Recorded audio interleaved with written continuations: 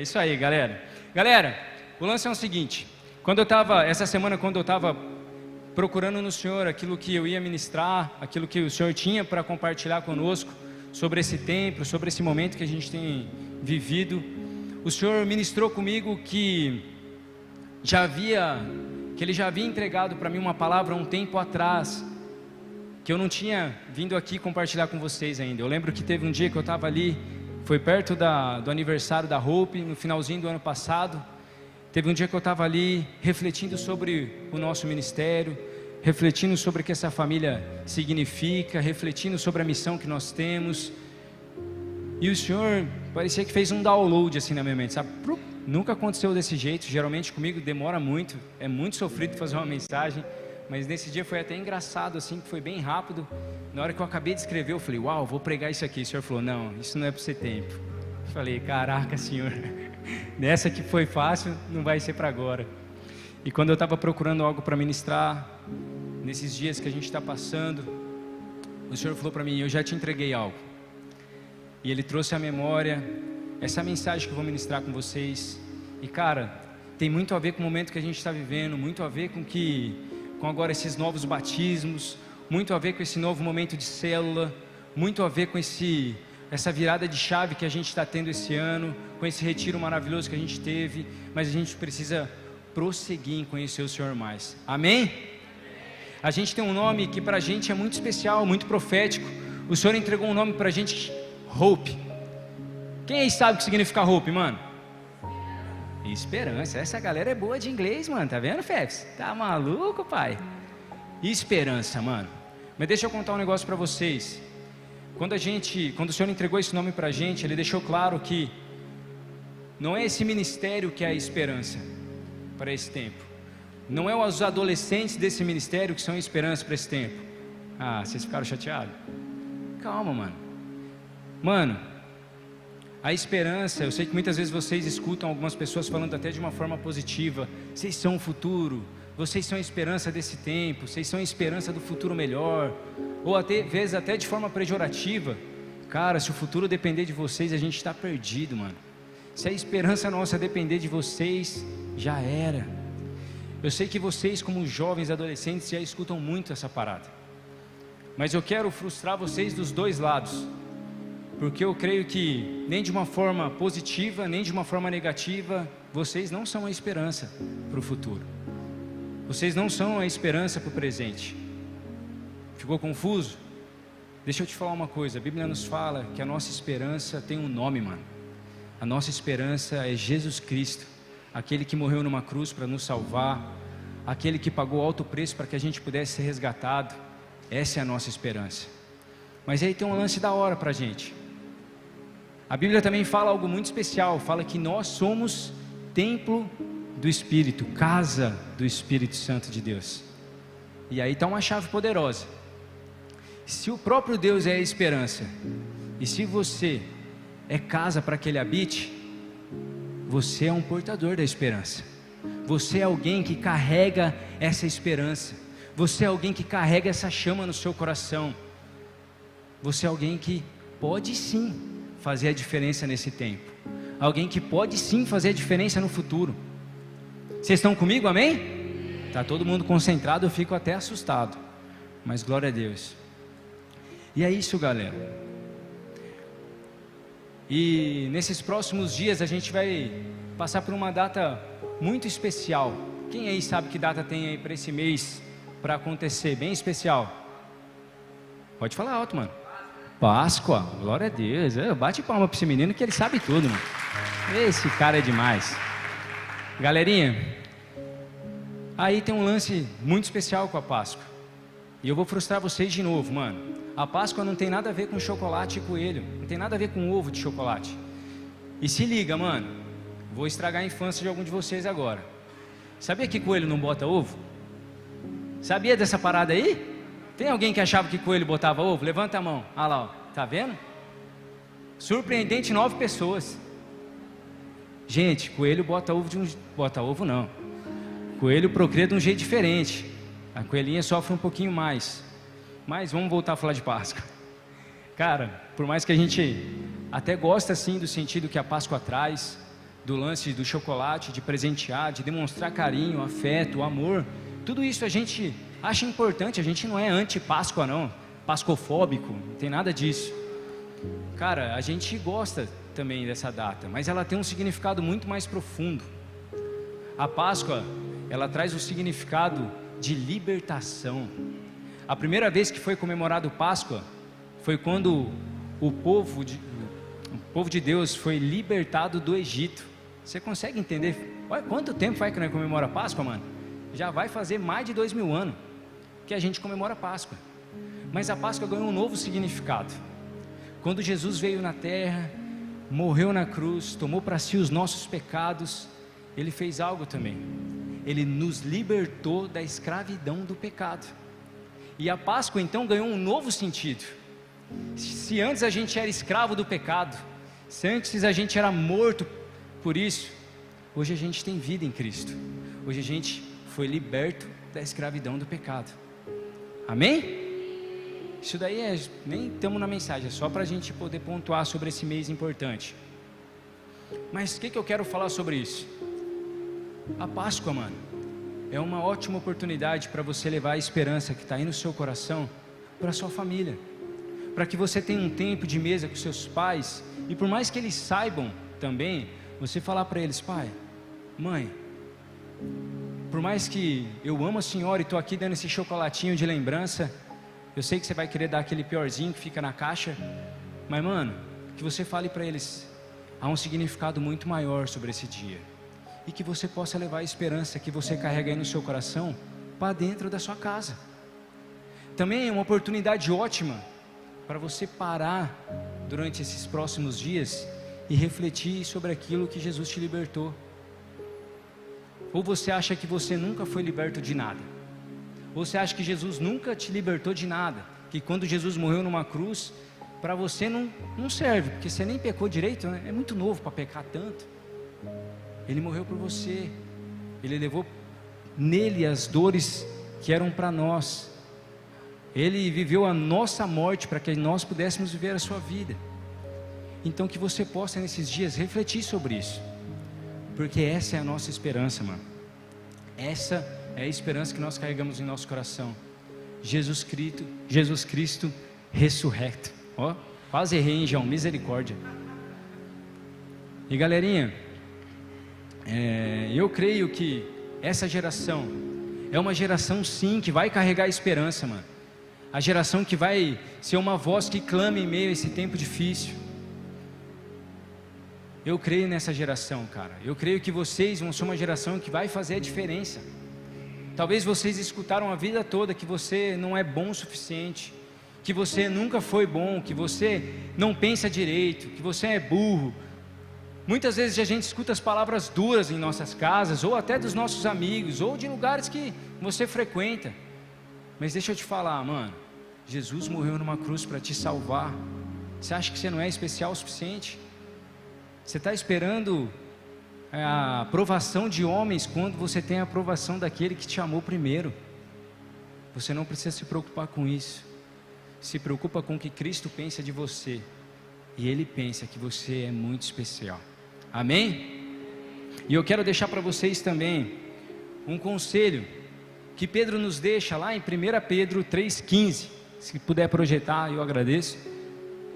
Esse conselho Pedro deixa quando os judeus recém-convertidos lá da Ásia, eles tinham acabado de ser convertidos ao Evangelho, eles pediam alguns conselhos para Pedro. Pedro então deixa esse conselho para eles, para que eles pudessem manifestar, continuar a missão que Cristo deixou. E o conselho que Pedro deixa a eles é este: antes, santifique Cristo como Senhor no coração de vocês, e estejam sempre preparados para responder a qualquer pessoa que pedir a razão da esperança que há em vocês. Amém? Estejam prontos a anunciar a esperança que vocês têm, mesmo no dia mau. Sabe quando você está naquele dia difícil, os dias de provas chegam, você não estudou direito, mas você acredita que vai chutar a dedo de Deus e vai dar tudo certo, tá ligado? Não, brincadeira, essa parte não vale. Mas sabe quando você está ali, mesmo nos dias difíceis, você olha e fala: mano, eu sei que esse não é o fim. há uma esperança para mim. Eu sei que há algo muito maior para mim ainda. Que você esteja sempre pronto para responder às pessoas que te perguntarem: mano, por que você sempre tem tanta esperança? Por que você sempre está tão tranquilo mesmo em meio às dificuldades?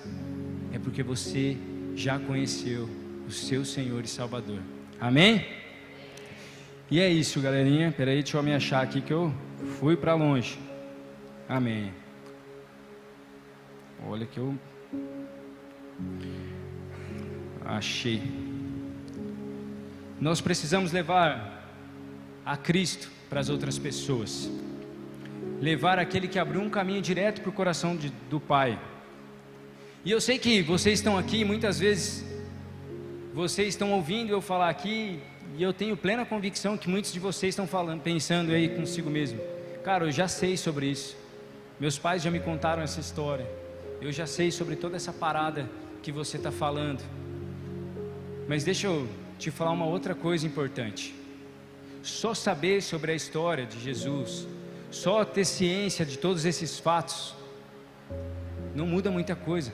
É importante sim, mas se você não conhecer Jesus verdadeiramente, mano, se você não tiver intimidade com o Senhor, nada disso vai valer a pena. A Bíblia nos fala que no final dos tempos, muitos chegarão no Senhor e falaram assim: Senhor, mano, no seu nome eu profetizei, no seu nome eu expulsei demônio, no seu nome a gente aplicou curas. E sabe o que a Bíblia fala? Que Cristo chegará nesses dias e falará assim: mano, afasta-se de mim, porque eu não te conheço. Se liga numa coisa, mano, Deus não está preocupado com o que você está fazendo, Ele está preocupado naquilo que você está se tornando. Ele está preocupado com quem você está se tornando. E Ele espera que no final da sua jornada você se torne um filho amado, porque assim as suas obras, todas as coisas boas que você faz em nome dEle, vão fazer sentido para Ele, porque você fez tudo isso por amor a Ele. Não adianta a gente conhecer todas essas coisas, mas a gente não conheceu o Senhor verdadeiramente. E eu já quero convidar você a fazer uma reflexão breve agora. Eu sei que vocês conhecem sobre Cristo, vocês já ouviram sobre Jesus, vocês já sabem tudo que Ele fez por vocês, mas a pergunta que eu faço para vocês é: o que você tem feito por Cristo? O que você tem feito por Jesus? Ou o que você tem feito com o que você sabe de Jesus?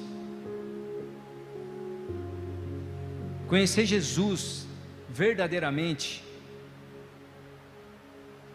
nos causa uma transformação. Não há ninguém que conhece Jesus de verdade que continua a mesma pessoa. Ninguém conhece Jesus verdadeiramente e continua sendo o mesmo. Às vezes você vai continuar no mesmo lugar, na sua mesma casa, com os mesmos amigos, tudo bem, mas você vai sentir aquele incômodo quando você for fazer as coisas que você fazia antes, porque você sabe de quem você é filho, você sabe o quão especial você é. Amém? Está todo mundo comigo aí? Glória a Deus. E eu sei que nós estamos vivendo num tempo mau, em um tempo difícil, num tempo em que não é fácil falar sobre Jesus, num tempo em que falar sobre Jesus nos causa chacota, as pessoas riem de nós, nos acham malucos, doidos, varridos e todos os outros adjetivos possíveis para maluco. Mas nós temos visto que esse tempo não tem ficado melhor. Há pouco tempo atrás, a gente pôde presenciar aí nos jornais uma cidade sendo bombardeada e milhares de pessoas morrendo, bebês sendo sequestrados, sendo mortos, pessoas sendo sequestradas, e as pessoas que faziam isso filmavam e sorriam para as câmeras, como se isso fosse algo legal. E sabe o que é mais doido, mano? É que a Bíblia já nos avisava que esse tempo chegaria. A Bíblia avisava que esse tempo ia chegar muito antes disso acontecer. Lá no texto de Mateus 24, a Bíblia nos fala que no final dos tempos haveria guerra, rumores de guerra, nações se levantariam contra nações, haveriam terremotos, fome, e aqueles que amavam o Senhor seriam perseguidos e levados à morte por somente amarem a Jesus. E se você acompanha o mínimo que for das notícias, você vai perceber que isso já está rolando. Cara, se você não sacou, nesses últimos dias houve um terremoto no Brasil, e isso não é comum. Isso é coisa tipo que nunca tinha acontecido, se eu não me engano. Fome, a gente tem visto há muito tempo a fome já assolando esse planeta, mas algo também que a gente tem visto são pessoas morrendo por defender o Evangelho de Cristo. Mas o texto de Mateus 24:12 nos explica algo importante, porque a Bíblia nos fala que tudo isso estaria acontecendo, mas que isso ainda não seria o fim, que guerras, rumores de guerra, fome, perseguição, tudo isso estaria acontecendo, mas que isso ainda não seria o fim. Mas esse texto nos fala isso: por causa do aumento da iniquidade, o amor de muitos se esfriará, mas aqueles que perseverarem até o fim serão salvos. Vou passar. E este Evangelho do Reino será pregado em todo o mundo como testemunho a todas as nações, e então virá o fim. Quando eu falei para vocês guardarem essa palavra no coração de vocês como se fosse a última, é porque a gente não está no fim. Mas deixa eu te falar uma coisa, mano, o fim está próximo. O fim está próximo. Eu não estou vindo aqui apelando para você, para o seu emocional, não estou vindo aqui apelar para as suas emoções, nada disso. Mas a gente precisa falar a verdade. Todas as outras coisas já estão acontecendo, e o que falta para o fim acontecer é que o Evangelho chegue a todas as outras pessoas, e a internet já tem impulsionado isso para acontecer. E eu creio, mano, que mesmo num tempo de guerra, mesmo num tempo difícil, eu creio que essa é uma geração que vai ser uma voz, mesmo em meio às guerras, mesmo em meio às perseguições, mesmo em meio aos desertos. Eu creio que essa é a geração que será uma voz que clama no deserto, anunciando a volta de Cristo. Eu acredito em vocês, mano. Eu acredito que vocês são aqueles que podem impulsionar as pessoas a conhecer Jesus. Eu creio que vocês podem realmente fazer com que o nome de Cristo seja conhecido por aqueles que há tempos têm o coração frio com o Senhor. A gente acredita que vocês são a geração que vai ser uma voz que clama no deserto. Amém? E é por isso que o tema dessa noite é Vox. Vox é a palavra em inglês para voz, mas para ficar bonito a gente usou Vox, não é não, Fefs?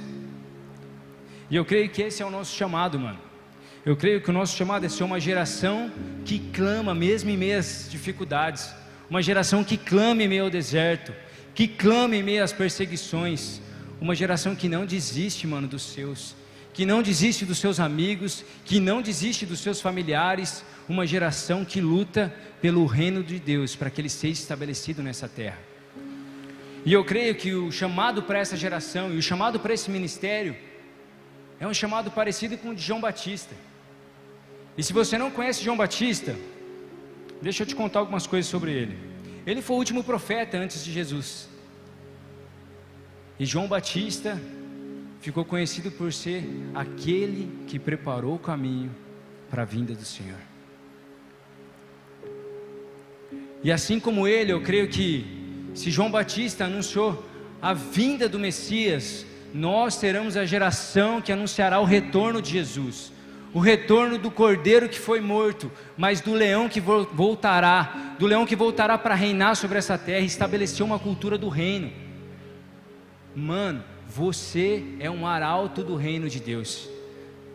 Se você não sabe o que é um arauto, é aquela galera que é para a guerra carregando uma bandeira, falando: eu pertenço a esse reino, eu sei de onde eu vim, e eu creio que vocês são uma geração que vai ser voz que clame em meio aos desertos. Amém?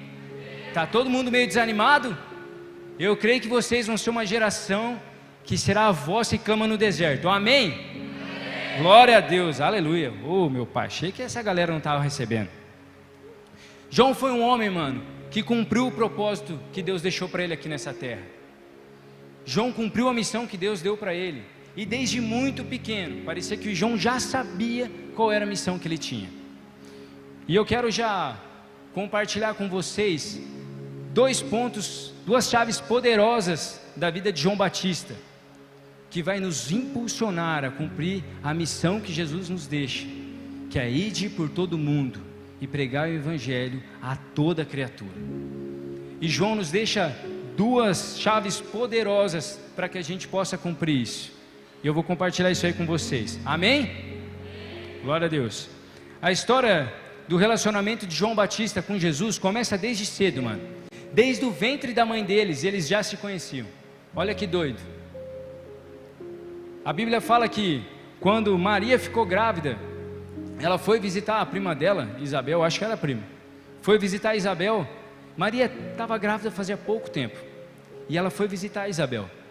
E a palavra de Deus fala, lá em Lucas 1, de 41 a 44, algo muito doido. E eu quero ler com vocês. Eu quero que vocês prestem atenção nesse texto, que é bem especial. Quando Isabel ouviu... Opa, peraí. É isso aí mesmo. Quando Isabel ouviu a saudação de Maria, quando Maria estava chegando, ela cumprimentou Isabel. Sabe aquelas tia que cumprimenta de longe? Ela fez esse movimento. Quando Isabel ouviu a saudação de Maria, o bebê que estava ali no seu ventre se agitou. E Isabel ficou cheia do Espírito Santo de Deus. Olha que doido, mano. Pode passar. E exclamou em alta voz: bendita é você entre as mulheres, e bendito é o filho que está no seu ventre. Pode passar. Mas porque sou tão agraciada a ponto de me visitar a mãe do meu Senhor. Logo que a sua saudação chegou aos meus ouvidos, o bebê que estava no meu ventre se agitou de alegria. Amém? Se liga nessa chave poderosa. É simples, mano, mas a gente tem que valorizar as coisas simples, porque muitas vezes a gente perde coisas maravilhosas porque elas são simples e a gente acha que não vale nada. A primeira chave que João Batista nos ensina é que a gente deve reconhecer Jesus exatamente pelo que Ele é. E a Bíblia nos fala que quando Jesus chega perto da mãe de João Batista, Jesus ainda estava no ventre. Ele nem falou nada, mas só pela voz da mãe dele, João Batista já se agitava dentro da barriga da mãe dele.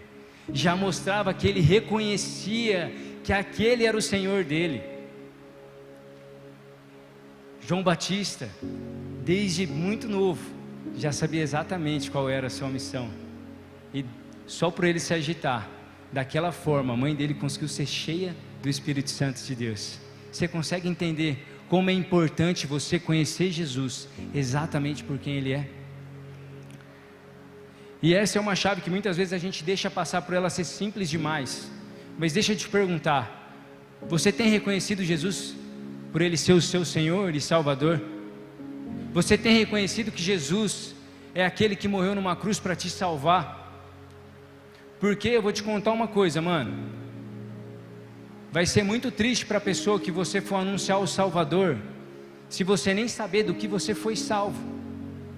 Muitas vezes a gente fala: você conhece Jesus? Jesus é o seu Salvador. Ele fala: beleza, mas Jesus me salvou do quê? E aí você fica: eita, não sei também. A gente precisa conhecer Jesus verdadeiramente, para que a gente saiba do que Ele nos libertou, do que Ele nos transformou, porque o testemunho que nós carregamos é uma chave poderosa. O Felipe deu o testemunho dele no culto passado, e mal acabou o culto, eu já recebi um adolescente que falou: mano, eu fui tocado por esse testemunho, cara, queria conversar com esse cara. E foi lá o Felipe ministrar com ele, porque o Felipe teve um encontro com Cristo, que transformou quem ele era. naquilo que Cristo diz que Ele é. E Cristo tem isso para vocês também. Cristo quer que vocês vivam uma vida na presença dEle, que tenha um testemunho real, que marque as pessoas ao seu redor, mano. Está na hora de a gente começar a ser um povo que, só de as pessoas olharem para a gente, só de elas conversarem com a gente, eles saibam que nós somos cheios do Espírito Santo de Deus, que nós somos filhos de Deus, que nós carregamos a esperança que é Jesus. Amém? E existem pessoas que vêm há um tempão na igreja, existe gente que está há um tempão sentada na cadeirinha da igreja, e que ainda não foi transformada. Tem gente que tem o dobro da idade do Felipe, de crente, e ainda não viveu uma transformação real no Evangelho. Isso porque muitas vezes essas pessoas têm um coração duro, e a semente do Evangelho é lançada, mas não consegue firmar raízes lá no fundo. A palavra de Deus fala que quando o solo é duro e a semente é lançada, o inimigo vem e toma a semente. Nós precisamos ter um coração ensinável. E quando a gente fala de um solo duro, a diferença de um solo duro para um solo fértil no Evangelho é uma pessoa humilde o suficiente para reconhecer as suas falhas e aquilo que ela precisa ser transformada. Porque tem muita gente que quer ser transformada, quer viver uma verdadeira transformação, mas não está disposto a passar pelo processo de ser transformado. Quando a gente aperta um pouquinho, puxa um pouquinho, para mim não dá. Eu não gosto de ser cobrado, eu não gosto de ser pressionado. Deixa eu te falar uma coisa, meu irmão, você só vai entregar o seu melhor quando você for pressionado. É assim que todas as coisas funcionam. O azeite, a gente só tem o azeite quando a azeitona vai para a prensa e é esmagada. E às vezes Deus quer esmagar quem a gente é, para tirar de nós aquilo que a gente tem de melhor. Amém? Tá todo mundo comigo aí? Glória a Deus. Eu estou perguntando bastante, que eu estou vendo vocês bem quietinho hoje. E a segunda chave, para que a gente possa realmente cumprir a missão que Cristo nos deixa, é crescer e se fortalecer no Espírito Santo. A Bíblia não nos conta muitos detalhes sobre a história de João Batista, mas há um detalhe precioso lá em Lucas 1:8, que a Bíblia nos deixa, e eu quero ler ele com vocês aí agora. Se liga só, Lucas 1:8. Opa, então eu peguei o texto errado. Aqui. Depois eu acho e passo para vocês o texto certo. Mas a Bíblia fala, o único detalhe que a Bíblia nos passa sobre João Batista e da sua infância, é que fala assim: e o menino crescia e se fortalecia no Espírito, e viveu no deserto até aparecer publicamente em Israel. Se liga nessa parada. Antes de João Batista ir ministrar o Evangelho para outras pessoas, ele foi para o deserto. Ele saiu do seu lugar de conforto, deixou a cama e a comida quentinha da sua casa, as roupas que ele tinha bonitinhas, as roupinhas mais da hora dele, e ele foi para o deserto, onde ele se alimentava de gafanhotos, mel silvestre e se vestia de camelo. Amém? É Lucas 1:80. Ô, você é fera, mano. Obrigado, Vandinho. O menino crescia e se fortalecia em espírito. Ele viveu no deserto até aparecer publicamente em Israel. E olha que doido. Antes de ele começar então a ministrar o Evangelho, ele foi para um lugar de dependência do Senhor, porque é isso que o deserto é na vida do crente. O deserto é onde se aprende a depender única e exclusivamente do Senhor, porque ali você não vai ter ninguém que te entregue nada, a não ser o próprio Deus. João Batista entendia que para ele conseguir falar com convicção daquilo que o Senhor chamou ele precisava entender realmente o Deus que estava chamando ele para essa missão. E o deserto é algo comum na vida das pessoas que são chamadas para cumprir o propósito que Deus tem para elas. A gente vê que desde o início da Bíblia, desde o início da história da humanidade, as pessoas que fizeram diferença, que tiveram os nomes marcados nesse tempo, foram pessoas que passaram pelo deserto e superaram. Noé, por exemplo, passou por um dilúvio, que é tipo um deserto marítimo, tá ligado? Porque não tem onde ele achar nada, mano, era só água. E Noé passou pelo seu deserto, diferente dos outros, mas não deixa de ser um deserto. Um momento de dificuldade, onde ele dependia só de Deus. Abraão precisou deixar sua terra, a sua família, e caminhar em direção de uma terra e de uma promessa que ele nunca tinha visto. Ele escolheu confiar no Deus que tinha dado para ele aquela terra. Moisés precisou enfrentar não só o deserto, mas 40 anos de deserto, e o exército mais poderoso daquele tempo. Josué enfrentou inúmeras guerras. Davi lutou contra gigantes, contra o seu coração, e lutou contra um rei que ele amava, que era Saul, qual ele respeitava, mas que odiava ele, porque ele seria o sucessor do rei. Jó viu sua família ser arrancada dele, para que ele pudesse entender que havia muito mais do que isso para ele. José foi vendido pelos seus irmãos como escravo, foi preso durante o tempo que ele era escravo. O cara sofreu pra caramba, mas cumpriu o propósito de ser o provedor para sua casa no momento de escassez. Daniel foi jogado na fornalha, não morreu. Foi jogado na cova dos leões, não morreu. Eu acho que foi sim, amor, tá pensando, mas acho que foi sim. Ele era o outro cara. Não morreu e cumpriu o propósito que Deus tinha para ele. E se você acha que você é o único, deixa eu te falar, o próprio Jesus passou pelo deserto. Jesus ficou 40 dias no deserto, sem comida, sem bebida, e ainda foi tentado pelo próprio Satanás durante esse tempo. Eu quero deixar uma chave poderosa para você, mano, guarda no seu coração isso daí.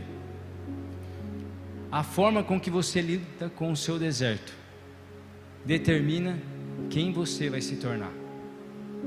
É a forma com que você lida com as suas dificuldades que vai dizer quem que você é de verdade. Não foi só esses caras que passaram pelo deserto, mas eles têm um nome, a gente tem um nome dito pela gente até hoje, porque eles decidiram não desistir. Inúmeras outras pessoas passaram por deserto, mano, mas elas desistiam, se entregavam aos seus desejos, construíam ídolos para eles mesmos. Como você lida com o seu deserto e com as suas dificuldades vai determinar quem você é de verdade em Deus. Amém? Já estou acabando aqui, galerinha, juro que já está no fim. E para complementar sobre a história de João Batista foi um cara que no seu ministério ele anunciava o retorno de Jesus. Ele pregava sobre 2 pontos muito específicos: a vinda do Messias, e para que as pessoas reconhecessem os seus pecados, para que as pessoas voltassem o seu coração para Deus. E João Batista, por conta das suas pregações, levou inúmeras pessoas a terem o coração quebrantados e pessoas que retornaram para o Senhor. João Batista batizou inúmeras pessoas, mas ele teve um privilégio de batizar alguém muito especial. Galera, presta atenção aqui, não se perde não, a gente já está acabando. Ele teve o privilégio de batizar alguém muito especial.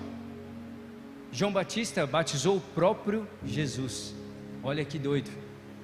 Ele teve o privilégio de ver aquilo que ele anunciava acontecer. E eu creio que assim como João Batista, nós também seremos uma geração que vai poder presenciar aquilo que nós estamos anunciando. Pessoas sendo curadas, pessoas encontrando Jesus, sendo libertas, pessoas sendo encontradas por Ele. Nós também veremos as coisas que nós profetizamos serem concretizadas, mano. Nós seremos uma geração que vai conseguir colher os frutos que a gente está plantando agora. Mas se você acha que a história de João Batista acaba aí, ele deixa uma última lição e eu acabo por aí. João Batista podia ter terminado quando Jesus foi batizado, mano. Era aquilo que ele anunciava, ele podia ter parado por ali. Ele anunciava a vinda do Messias, o Messias veio, ele batizou o Messias. Mano, finish, já era. Mas ele não parou. Ele continuou anunciando o nome de Jesus. E ele continuou combatendo o pecado. Até que João Batista, um certo dia, combate o pecado que estava sendo exercido por um rei chamado Herodes. João Batista não só acusa, como revela que aquele rei tinha relações com a sua esposa, mas também com a filha da sua esposa. E ao anunciar isso daí, João Batista eu creio que ele tinha plena convicção que aquela podia ser a última vez que ele estava combatendo um pecado assim publicamente. Por conta disso, João Batista foi preso. E a mulher daquele rei e a sua filha pede para que Herodes entregue a cabeça dele em uma bandeja para elas. João Batista tem o fim da sua história desse jeito. Ele foi preso, foi decapitado e teve a sua cabeça entregue em uma bandeja por aqueles que ele estava repreendendo para que eles fossem salvos. Pesado, né? Triste. Mas há uma chave poderosa nisso daqui. João Batista pode realmente ter tido a sua cabeça ali servida em uma bandeja de prata para o mundo, mas ele teve o coração totalmente entregue a Jesus.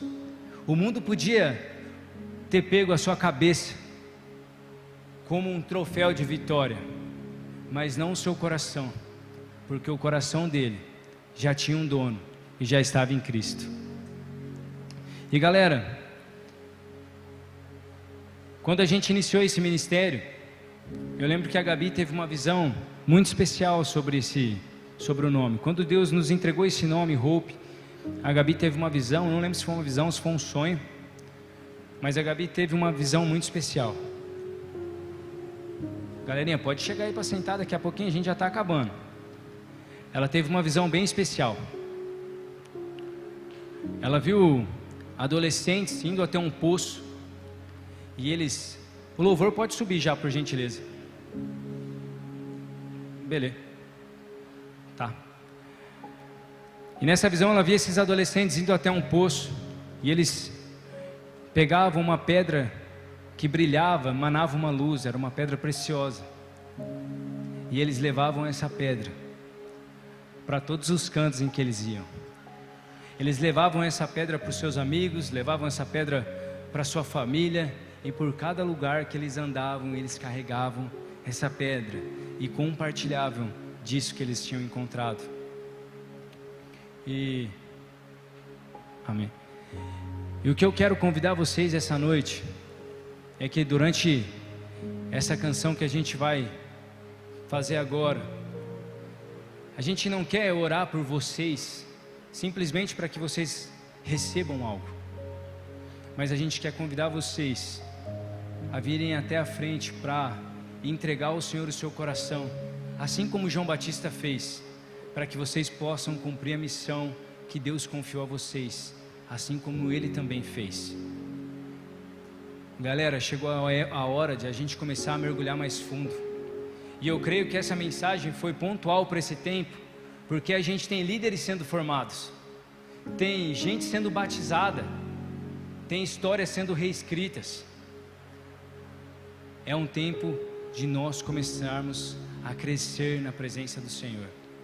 Eu quero convidar você a abaixar a cabeça, para que a gente possa fazer uma oração agora. Pode soltar. Se você pode abaixar essa luz aqui da frente, fazendo favor, chave. O brancão aqui, ó, que está em mim. Amém. Se você quer viver um novo tempo no Senhor, se você sente que chegou o momento de você começar a buscar pelo chamado que Cristo tem para você, se você sente que é o momento de começar a caminhar ao lado do Pai e emanar aquilo que Ele te deu, eu quero te convidar a vir aqui à frente.